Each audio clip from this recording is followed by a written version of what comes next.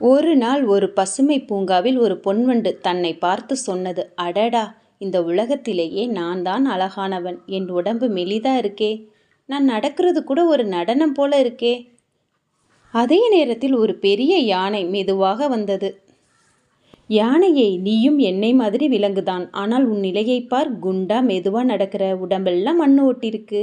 உன் உருவம் பார்ப்பதற்கு அசிங்கமா இருக்கு. என்ன பாரு, மெலிதாக அழகாக இருக்கிறேன். யானை ஒன்றும் சொல்லாமல் சிரித்து கொண்டிருந்தது. அதே சமயம் திடீர் வீசும் ஒரு பெரிய காற்று. பொன்வண்டு எளிதானதுதான். அந்த காற்று அதை தூக்கி எரிஞ்சிருச்சு. அதிக தூரம் பறக்க வச்சு சுழன்று சுழன்று விழுந்தது. யானை மட்டும் நிலையாக நின்றது. அதன் முதுகின் மேல் சில இலைகள் விழுந்தாலும் கவலை இல்லை. யானை பொன்வண்டிடம் சொன்னது, பொன்வண்டை, அழகு மெலிது எல்லாம் சரிதான், ஆனா அவை கருவத்தோடு இருந்தா சின்ன காற்று கூட நம்மை தூக்கி வீசிடும். உண்மையான அழகு என்பது அமைதியும் பண்புதான் என்பதை கடைசியில் பொன்வண்டு புரிந்து கொண்டது. ஒரு ஊரில் கோபால்னு ஒரு நல்ல விவசாயி இருந்தார். நல்ல வேலை செய்வார். ஆனால் அவருக்கு 3 மகன்கள் இருந்தாங்க. ராம், லக்ஷ்மணன், ஹனுமான். சோம்பேறித்தனத்திற்கு நம்பர் 1.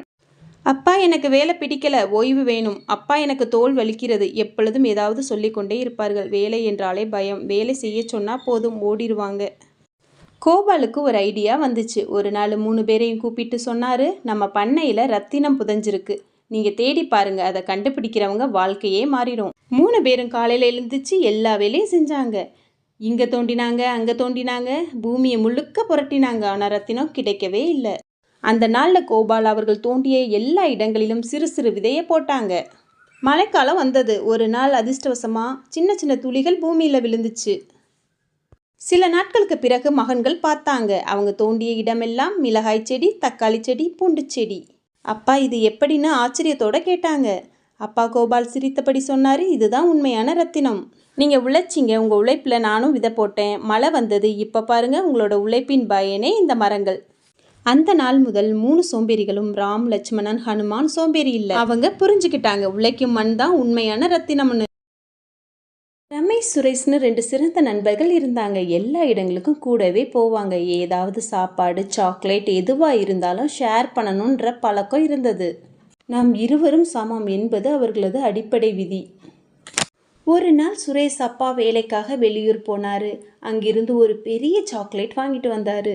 அடுத்த நாள் சுரேஷ் அதை பள்ளிக்கு கொண்டு வந்து ரமேஷிடம் காட்டினான். இதோ பார், இது நம்ம இருவருக்கும். ரமேஷ் சந்தோஷமான முகத்துடன் அதை பார்த்தான். சுரேஷ் அதை உடைத்தான். ஆனால் அதை ஈக்குவலாக பிரிக்காம சிறிய துண்டை ரமேஷுக்கு கொடுத்தான். தானே பெரிய துண்டை சாப்பிட்டான். ரமேஷ் ஒரு வார்த்தை கூட பேசலை. ரமேஷுக்கு நம்ம நட்புக்குள்ள இது வருமா என்ற ஏமாற்றம். சுரேஷ் அப்போ அவ்வளவா யோசிக்கலை. ஆனால் இரவு நேரம் சுரேஷ் அவன் தனக்குள்ளேயே நினச்சான், நாம் எப்பவும் சமமாக பிரித்து சாப்பிடுவோம். இப்போ நான் ஏன் ஒன்றும் யோசிக்காமல் அதிகமாக எடுத்தேன். அவன் அடுத்த நாள் ஒரு சின்ன சாக்லேட்டோடு வந்தான். இந்த முறை சாக்லேட்டை ரமேஷிடம் கொடுத்தான். இது உனக்கு, நேற்று என் தவறுக்கு. இந்த சின்ன சாக்லேட்டுக்கு என் நட்பை இழக்க மாட்டேன். ரமேஷ் சிரிப்போட சாக்லேட்டை எடுத்து அதை உடைச்சு சமமாக கொடுத்தான். அடுத்த நாள் முதல் அவங்க உணர்ந்தாங்க, பெரிய சாக்லேட் அவசியம் இல்லை, பெரிய மனசு தான் நட்புக்கு தேவைன்னு. ஒரு சின்ன ஊரில் ஒரு நல்ல பையன் இருந்தான். அவனோட பெயர் அர்ஜுன். அவன் ரொம்ப நேர்மையானவன். தினமும் சீக்கிரமே ஸ்கூலுக்கு போயிடுவான். அர்ஜுன் பஸ்ஸுக்காக தனியாக பஸ் ஸ்டாண்டில் நின்னான். மற்ற மாணவர்கள் வரவே இல்லை. தொலைவில் ஒரு பஸ் மெதுவாக வந்து கொண்டிருந்தது. அதை ஓட்டி கொண்டு வந்த டிரைவர் சற்று கவனக்குறைவாக தன்னுடைய ஃபோனை செக் பண்ணாரு. அவர் ஒரு கணம் முனையை கவனிக்காம போனாரு. அடுத்த நிமிஷம் பஸ் ஸ்டாப்பில் இருந்த இரும்பு தூணில் நேராக மோதியது. அர்ஜுன் சத்தம் கேட்டு பயப்படாமல் ஓடிப்போனான். பஸ்ஸுக்குள் ஒரு மூதாட்டி, அவர்களோடு 2 சிறு குழந்தைகள். மூதாட்டியின் தலையில் லேசான காயம். குழந்தைகள் அழுது கொண்டிருந்தது.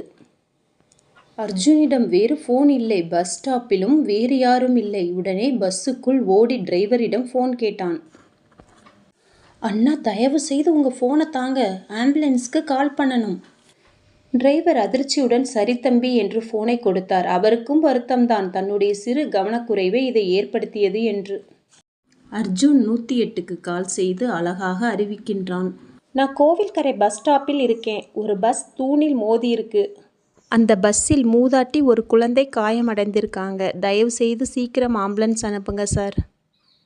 அர்ஜுன் ஆம்புலன்ஸ் வரும் வரை மூதாட்டியை மெதுவாக கீழே இறக்கி நிழலில் அமர வைத்தான்.